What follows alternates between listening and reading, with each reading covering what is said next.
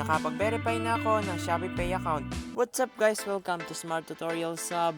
And for today's tutorial, ituturo kayo kung paano mag-verify ng ShopeePay account this 2026. I-address natin yung ilang problem pag-verify nito. Pero bago tayo magsimula ay huwag kalimutang pindutin ang like, share, subscribe. Una pa of course ay pumunta sa Shopee app. Next ay pindutin po yung Me icon dito sa baba. Next ay pindutin po ang iyong account. Next po ay make sure na tama po at nagmamatch yung iyong birthday sa iyong ID. Kung hindi po ay maaari mo po itong baguhin. At next ay back na po ito. Then pindutin po ang ShopeePay icon din. And yan, ganito po lumabas dahil dati ay nag-verify na ako at maling ID ang nagamit ko. So pindutin po natin yung please try again para makapagsimula uli. Then maaari mo po itong basahin para magkaroon ka ng idea kung bakit magbe-verify. And i-check po itong I agree to the terms and condition and I agree to the privacy policy. Then i-tap yung next. Then i-tap yung start facial verification. Next po i-place yung mukha dun sa frame. At sundin po yung mga nakaprompt na instruction para pumayos ang pag-verify ng facial verification. And bagantay po nila seconds. And ito po guys yung new update. Mas madali na po ang pag-verify dahil sa national ID at ito ang gagamitin natin for today's tutorial. Need mo lang pong hanapin ang iyong ID number, mapa physical ID man yan or yung digital national ID na nasa eGov. And nakalagay naman po dito kung saan mo mababagat yung iyong ID number. Pero kung ibang ID naman po ang gagamitin mo ay pwede mong itap yung try another ID.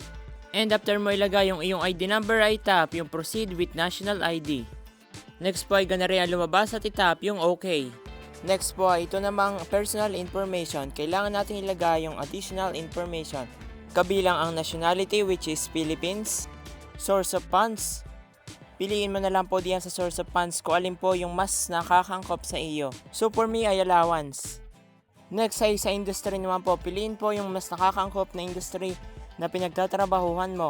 Maaring sa administrative, sa BPO, facilities and sanitation, banking and finance, food and retail, general labor, healthcare and medical, at marami pa pong iba.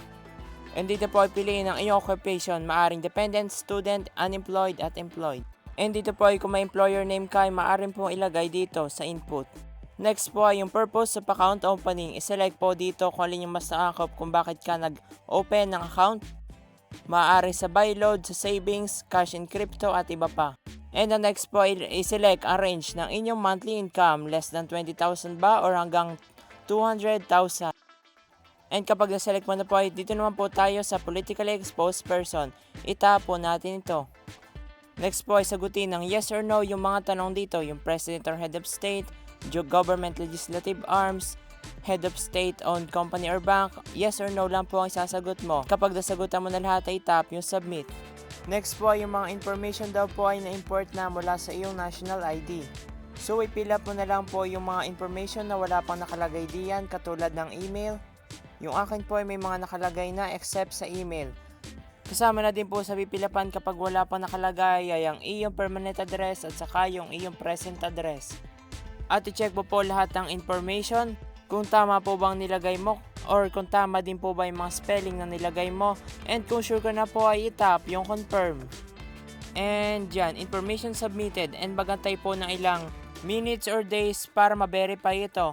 And yan, at pagkaba ko po ay ID verification successful at verify na po ang aking ShopeePay account at ganito lang po siya kadali. Thank you for watching at kung nakatulong ko makapag-verify ka ng ShopeePay account ay tulungan mo naman ako. Pindutin mo ang like, share, and subscribe at panoorin ang next tutorial. Thank you!